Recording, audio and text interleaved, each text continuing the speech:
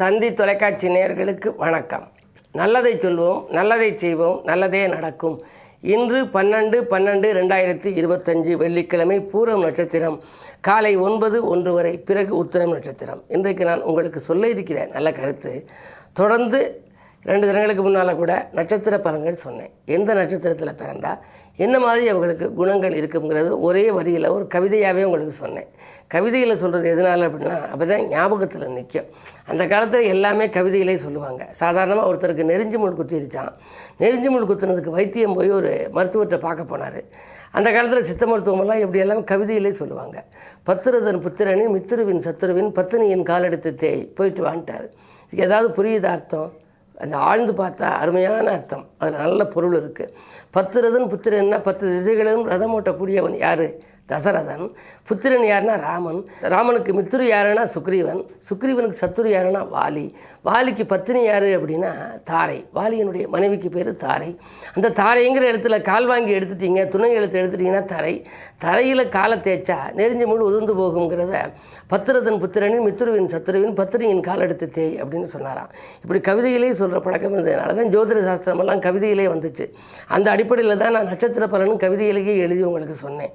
அசுவதியில் பிறந்தவர்க்கோ உதவும் எண்ணம், அழகான பரணியனில் பொருள்கள் சேரும், கார்த்திகையில் பிறந்தவர்க்கோ அதிகாரத்தால் காசினியை ஆள்கின்ற யோகம் உண்டு, ரோகிணியோ வாகனத்தால் லாபம் உண்டு, உயர் மிருக சீஷமெனில் தர்ம சிந்தை அப்படின்னு சொல்லி வச்சுருந்தேன். அதுக்கடுத்து ஆதிரையோ குழப்பங்கள் அதிகரிக்கும். திருவாதிரையை பிறக்கைன்னு வச்சுங்க. திருவாதிரையின் திருவோணமும் திருன்னு அடைமொழி உள்ள 2 நட்சத்திரம். மற்ற நட்சத்திரங்களுக்கு திருன்னு கிடையாது. திரு அசுவதின்னு சொல்ல மாட்டாங்க, திருப்பரணின்னு சொல்ல மாட்டாங்க, திரு ஆதிரை அப்படிம்பாங்க. அது மிதுனத்துக்குள்ளே இருக்குது. அந்த அடைமொழி உள்ள நட்சத்திரம் சிவபெருமானுக்கு வந்தது. திருவோணம்ங்கிறது திருமாலுக்கு வந்தது. இந்த திருவாதிரையில் பிறந்தால் மனக்குழப்பங்கள் ரொம்ப இருக்குமா. எந்த காரியத்தையும் சில பேர் பாருங்கள், வீடை பூட்டிட்டு வருவாங்க, திரும்ப திறந்து பார்த்து அது அந்த இடத்துல இருக்கான்னு பார்த்துட்டு வருவாங்க. சில பேர் அந்த காலத்தில் கடிதம் எழுதுறது 10 பக்கம் 12 பக்கம் எழுதுவாங்க. எழுதி மேலே ஸ்டாம்பெல்லாம் ஒட்டிடுவாங்க. திரும்ப சந்தேகப்பட்டு இது எழுதியிருக்கமானு தெரியலைன்னு அந்த ஸ்டாம்பு பிஞ்சு போயிடாமல் திரும்ப எடுத்து பார்த்துட்டு திரும்ப ஒட்டுவாங்க. இப்படிலாம் சந்தேக பிராணி யாராக இருப்பா அப்படின்னா இந்த திருவாதிரையில் பிறந்தவங்களாம். ஆனால் திருவாதிரைங்கிறது திரு என்ற அடைமொழிக்கு வந்தது. நல்ல ஒரு பொதுநலத்தில் மிகப்பெரிய புகழ் கிடைக்கும். பொதுநலத்தில் ஈடுபட்டு புகழ் குவிப்பவர்களாகவும் பின் வாழ்க்கை அவர்களுக்கு நல்லாயிருக்கும். 40 வயதுக்கு மேலே குடியேட்டி பறப்பாங்க. அப்படிப்பட்ட அற்புதமான ஒரு நட்சத்திரம் இந்த திருவாதிரை. இந்த குழப்பத்தை அவங்க தவிர்க்கணும்னா எதிர்மறை சிந்தனைகளை தவிர்த்து நேர்மறை சிந்தனைகளை வளர்த்து கொண்டால் வாழ்க்கை வளமாக இருக்கும். அது மாதிரி அடுத்த புனர்பூசமெனில் ஏற்றம் இறக்கம். புனர்பூசத்தில் இருந்தால் காடாறு மாதம் 4 மாதம் போனவர் யார்? புனர்பூசத்தில் பிறந்தால் ராமபிரான். அதனால் அதில் பிறந்தால் ஏற்றமும் இறக்கமும் இருக்குமா. ஏற்ற இறக்க இல்லாமல் இருக்கணும்னா என்ன மாதிரி வழிபாடு வச்சுக்கணும்? தொடர்ந்து இந்த தந்தி தொலைக்காட்சிகளை சொல்வேன் என்று சொல்லி இனி இந்திய ராசி பலன்களை இப்பொழுது உங்களுக்கு வழங்கப் போகின்றேன்.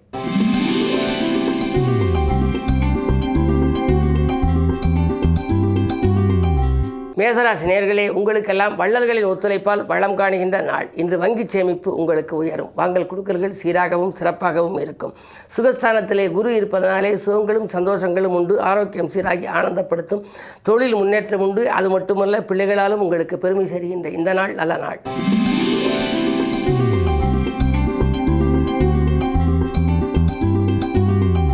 ரிஷபராசி நேயர்களே, உங்களுக்கெல்லாம் வசைப்பாடியவர்கள் வாழ்த்து பாடுகின்ற நாள். வளர்ச்சி எதிர்பார்த்தபடியே வந்து சேரும். 3ஆம் இடத்திலே குரு இருப்பதால் முன்னேற்ற பாதையில் அடியெடுத்து வைப்பீர்கள். புதிய தொழில் தொடங்கும் திட்டங்கள் நிறைவேறலாம். உத்தியோகத்தில் உள்ளவர்கள் இடமாற்றங்களை விரும்பிய விதம் அவர்களுக்கு அமையும் அல்லது இலாகா மாற்றம் அமையலாம்.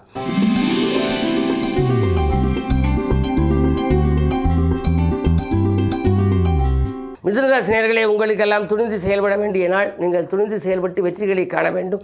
2லே குரு இருப்பதனாலே திரண்ட செல்வம் வரும். எனவே பணப்புழக்கம் நன்றாகவே இன்றைக்கு இருக்கிறது. அதே நேரத்தில் உங்களுக்கு 3லே கேது இருப்பதால் முன்னேற்ற தடையாகவும் சிலர் இருக்கலாம். உடன்பிறப்புகள் கூட உங்களுக்கு உறுதுணையாக இருப்பார்களா என்பது சந்தேகம்தான். குடும்பத்தில் உள்ளவர்களின் அனுசரிப்பு கொஞ்சம் குறையும். எனவே நீங்கள் கொஞ்சம் விட்டு கொடுத்து செல்வது நல்லது. பயணங்களால் உங்களுக்கு பலன் உண்டு. பிறருக்காக பாடுபட்டு அதன் மூலமாக ஆதாயம் அதிகமாக கிடைக்கின்ற நாள் இந்த நாள்.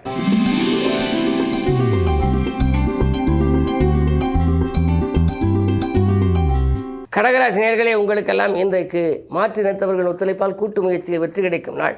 மனதிற்கு பிடித்த மாற்றினத்தவர்களின் மூலம் உங்களுக்கு எடுத்த கூட்டு முயற்சிகள் வெற்றி கிடைக்கும். ஆனால் அதே நேரத்தில் அஷ்டமத்தில் சனி இருப்பதனாலே அலைச்சல் கொஞ்சம் கூடுதலாக இருக்கும். அலைச்சலுக்கு ஏற்ற ஆதாயம் கிடைக்காமலும் போகலாம். உடல்நிலையில் மிக மிக கவனம் தேவை.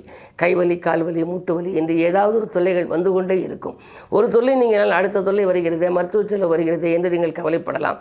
என்ன இருந்தாலும் வாக்கிய கணித ரீதியாக 6/3/2026 தான் அஷ்டமத்து சனி விலகுகிறது. அதுவரை பொறுமையும் நிதானமும் உங்களுக்கு தேவை. குறிப்பாக இன்று வெள்ளிக்கிழமை என்பதனாலே இன்று அம்பிகையை வழிபடுவதன் மூலம் துன்பங்களிலிருந்து விடுதலை அடைய முடியும்.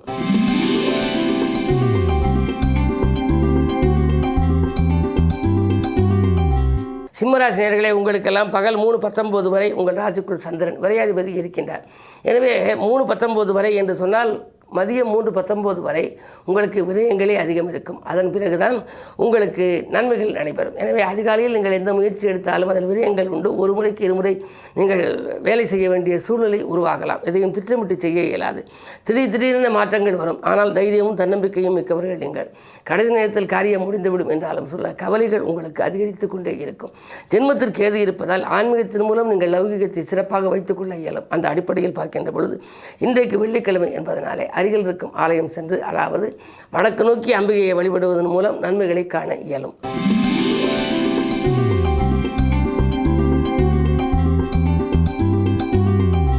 கன்னிராசி நேயர்களே, உங்களுக்கெல்லாம் பகல் 3:19க்கு மேல் சந்திரன் வருகின்றார். எனவே காலை நேரத்தை காட்டிலும் மாலை நேரம் கலகலப்பாகவும் இருக்கும். பணப்புழக்கமும் நன்றாக இருக்கும். தொழில் வளமும் நன்றாக இருக்கும். காரணம், லாபாதிபதி சந்திரன் மதியத்திற்கு மேல் வருகிறார்.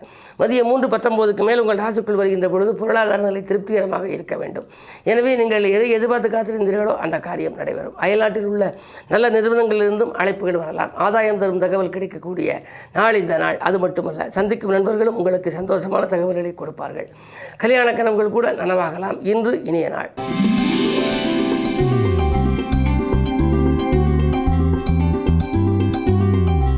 துலாம் ராசினர்களே, உங்களுக்கெல்லாம் லட்சிய பாதையை நோக்கி அடியெடுத்து வைக்கின்ற நாள். இரவு பகலாக பாடுபட்டதுக்கேற்ற பலன் உங்களுக்கு கிடைக்கும். பொதுநலத்தில் இருப்பவர்களுக்கு திடீரென வீண் பலிகளுக்கு ஆளாக நேரிடும். 2 சுக்கிரன், புதன், சூரியன் இருப்பதால் காரியங்கள் கடைசி நேரத்தில் கைகூடிவிடும் என்று சொன்னாலும் கூட கேதுவின் பார்வை உங்கள் ராசியில் பதிவது அவ்வளவு நல்லதல்ல.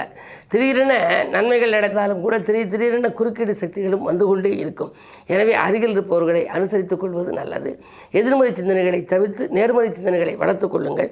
ஆன்மீகத்தில் ஈடுபடும் வாய்ப்பு இருப்பவர்கள் இன்று வெள்ளிக்கிழமை என்பதனாலே வடக்கு நோக்கி அம்பிகை, கொற்றவை போன்றவற்றை வழிபடுவது, சூலாயுதம் ஏந்திய அம்பிகையை வழிபடுவதன் மூலம் நன்மைகளை காண இயலும்.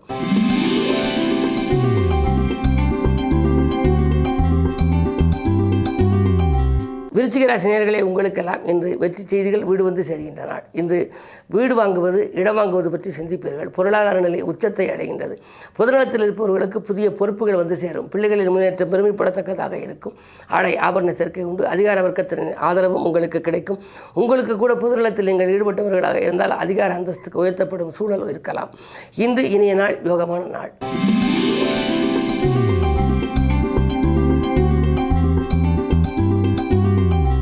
தனுசு ராசி நேயர்களே, உங்களுக்கு ராசியிலேயே விரையாதிபதி செவ்வாய், பஞ்சமாதிபதியாகவும் செவ்வாய் இருப்பதனாலே பிள்ளைகள் வழியில் பெரும் விரயம் ஒன்று உண்டு. அவர்கள் உங்களுடைய கட்டுக்கோப்புக்குள் வைத்துக் கொள்வது, நெறிப்படுத்தி வைத்துக் கொள்வது அரிது. அவர்களை உங்கள் மேற்பார்வையில் வைத்துக் கொண்டால் உங்கள் புத்திசாலித்தனம். அது மட்டுமல்ல, விரயங்களிலிருந்து நீங்கள் தப்பிக்க இயலும். அஷ்டமத்தில் குரு வேறி இருக்கின்றார். அஷ்டமத்தில் குரு இருந்தால் அலைச்சல் அதிகரிக்கும், ஆதாயம் குறைவாக இருக்கும். வீண் பலிகளுக்கு ஆளாக நேரிடும். எதையும் திட்டமிட்டு செய்ய இயலாது. நம்பிக்கைகள் அனைத்தும் நடைபெறுமா என்றால் சந்தேகம்தான். இன்றைக்கு வெள்ளிக்கிழமை, மகாதேவாஷ்டமி. இன்றைக்கு நீங்கள் வைரவரையும் வழிபட வேண்டும். அதே நேரம் வளர்ச்சி கூடுவதற்கு அம்பிகையையும் நீங்கள் வழிபட வேண்டும். அதிகாலையிலேயே நீங்கள் வைரவர் வழிபாட்டை மேற்கொண்டு காரியங்களை தொடங்கினால் தடைக்கற்கள் எல்லாம் படிக்கற்களாக மாறும்.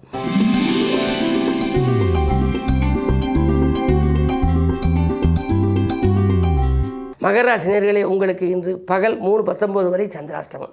சந்திராஷ்டமம் என்று வருவதனால இன்று காலையில் நீங்கள் எந்த காரியம் செய்தாலும் துரிதமாக செய்ய இயலாது.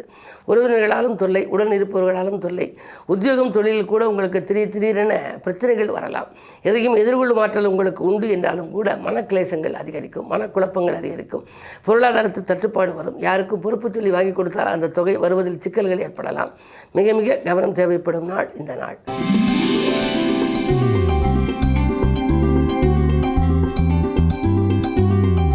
கும்பராசி நேயர்களே, உங்களுக்கெல்லாம் இன்று பகல் 3:19க்கு மேல் சந்திராஷ்டமம். எனவே ஏதாவது புது முயற்சி செய்வதாக இருந்தால் நீங்கள் காலையிலேயே செய்து விடுவது நல்லது. இல்லை என்றால் மாலை நேரத்தில் உங்களுக்கு மனக்கலக்கம் அதிகரிக்கும். எதையும் துணிந்து செய்ய இயலாது. உத்தியோகத்தில் கூட நீங்கள் கேட்ட சலுகைகள் கிடைக்காது. மேலதிகாரிகளின் கெடுபிடி அதிகரிக்கும். உத்தியோகத்தில் உங்களுக்கு வேலைப்பளுவை அதிகமாக சுமத்துவார்கள். உங்கள் திறமைக்குரிய அங்கீகாரமும் கிடைக்காது. நண்பர்கள் கூட உங்களுக்கு பகையாக மாறலாம். மிக மிக மிக கவனம் தேவைப்படும் நாள் இந்த நாள்.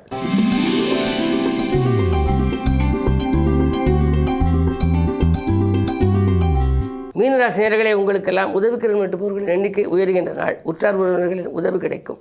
பதவிகள் உங்களுக்கு தானாகவே வரலாம். நீங்கள் இதுவரை எதிர்பார்த்த பதவிகள் உங்களுக்கு கிடைக்கவில்லை என்றாலும் கூட இப்பொழுது ஒரு புதிய பதவி உங்களுக்கு வரலாம். வழிபாடுகளில் நம்பிக்கை கூடும். குடும்பத்தில் உள்ளவர்களின் தேவைகளை பூர்த்தி செய்து மகிழ்வீர்கள். குருவின் பார்வை இருப்பதனாலே கொடுக்கல் வாங்கல்கள் சீராகவும் சிறப்பாகவும் இருக்கும்.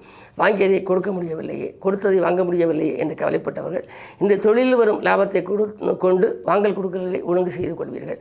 இன்று மாலை நேரம் உங்களுக்கு மகிழ்ச்சி பயணமும் உண்டு. வாகன யோகமும் உண்டு. மேலும் விவரங்கள் அறிய தினத்தந்தி படியுங்கள்.